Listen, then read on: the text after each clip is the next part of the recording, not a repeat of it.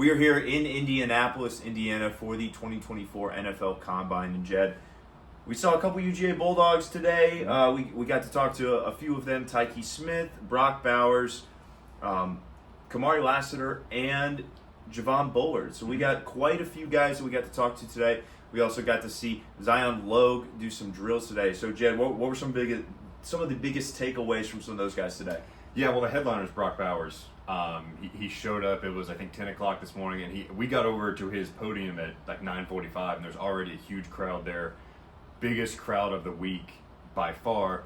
And listen, Brock Bowers, for those who have heard him talk on UGASports before, he's a very shy guy, very reserved. He was very I guess not super complimentary of himself. He's like, yeah, I think I do a pretty good job of catching the ball and running with it. So he did say he's talked to, I think he said 15 teams, which for you math majors out there is like half the league. Yeah, very much a guy that's in demand. He did say he's not sure if he'll be working out tomorrow, so that's going to be interesting to see what he does, if he does anything, measurements, all that kind of stuff. Be interesting to see with Brock Bowers. Yeah, definitely something to keep your eye on, whether or not Brock Bowers works out. I'm assuming he'll probably work out at UGA Pro Day, right. But yeah. we'll that's obviously in a couple weeks, so we'll find out later then. We got to talk to Javon Borer. Javon Borer, very talkative today, yes. As he always is. But what was one of the biggest takeaways from Javon Borer? He mentioned versatility. He mentioned being able to do a lot of different things. What was the biggest takeaway that you got from Javon Borer? Yeah, versatility, like you said, because he's not the biggest guy. He's listed on Georgia's side at 5'11", 205. It'll be interesting to see what he actually measures in at tomorrow. But he did say he tries to measure his game after Antoine Winfield for the Buccaneers, who was All-Pro last year. Antoine Winfield is listed by the Buccaneers at 5'9" and 205 pounds, which I didn't know. I didn't think he was that small. So That's a very good, I guess, comp, for a guy to model his game after. So. Yeah, versatility. Said he could play safety, he could play star. It depends on what teams want in their scheme. And he did say he's going to surprise some people with his 40-yard dash time tomorrow. So again, it's going to be interesting to see what happens when those guys take the field tomorrow. Yeah, he mentioned also looking up to Tyrann Mathieu a lot as well. So another probably a good comp for him as well. But yeah, Borer, he did say that he'd maybe surprise some people with his 40 time. So be sure to keep your eye on Javon Borer and how he tests well tomorrow. Kamar Ler, another guy who's, some people asked him about why he decided to play in the Orange Bowl when he was a projected first-round pick. And, there were some questions just surrounding him. And what was your biggest takeaway from, Kamar Ler? Well, he told somebody asked him straight up, do you think you're a first-round corner? He's like, yeah, I think I have the talent. He's got, the physicality for sure. He talked about getting hard coaching from Kirby Smart, which was pretty funny. But, yeah, I think he's one of those guys this week where, Brock Bowers is going to be a first-rounder. Marius Mims is going to be a first-rounder. A guy like Kamar Ler, I think today is probably a first-rounder, but this week goes a long way in trying to solidify that status and maybe move up from, say, if you pick 26 to pick 19 or whatever, that's a lot of money involved. So, absolutely.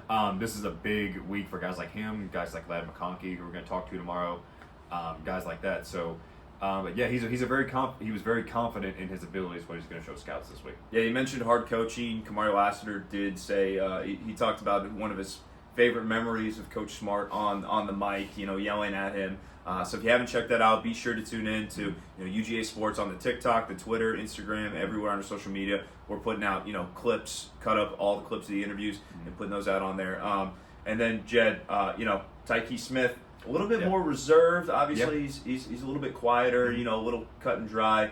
But what was the biggest takeaway from Taquan today? Both him and Bullard are interesting because they could be safeties, they could be stars, and they both kind of talked about the cross-training they do in Athens and how that has helped them.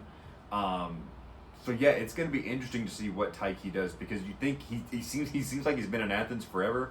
But 21, he had the injury. 22, he was feeling his way back into things. So now he's starting to get back to maybe what he was at West Virginia when he was an All-American. So it's going to be this is a huge week for him to try to prove to scouts he's worthy of a spot on these rosters. And he's not the biggest guy necessarily either.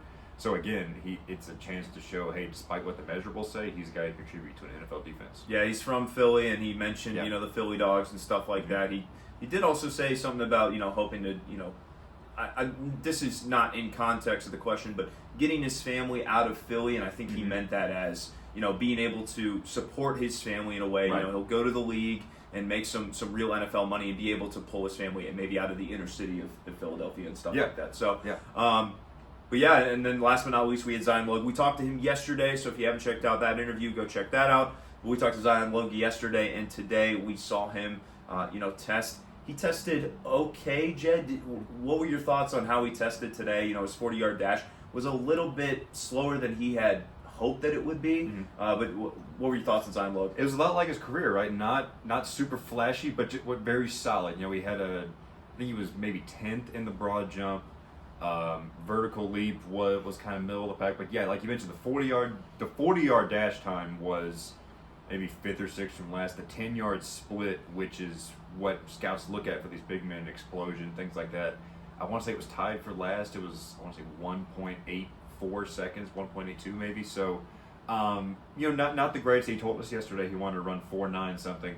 The 40-yard dash time was 5.14, which isn't awful because he clocked in today at I think 314 pounds. Yeah. Which is, I'm not running 5.14, and I'm not 316 pounds, at least not yet. So, again, he's solid. Yeah. Nothing spectacular, no Jordan Davis flashes, but he's a guy who I think is going to impress teams in the meeting room. And he talked about yesterday, he's not the 16 tackle for loss, 8 sack guy. He is a guy who's going to eat up blockers and let his linebackers make plays. So acceptance of a role plus the football IQ, I think, is going to be the biggest takeaway for scouts from Zion Logue this week. Absolutely. He's a very well-spoken person. Like I said, we got to talk to him yesterday. You mentioned, him not being a super sack-heavy guy. He's not getting after the passer.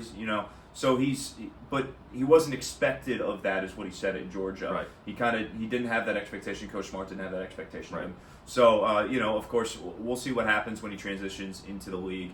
But yeah, that about wraps us up here on day 2 from Indianapolis from the 2024 NFL Combine. We will be back tomorrow with more coverage at the end of the day. Thank you guys for tuning in. Be sure to like, subscribe, comment, and we'll see you guys tomorrow.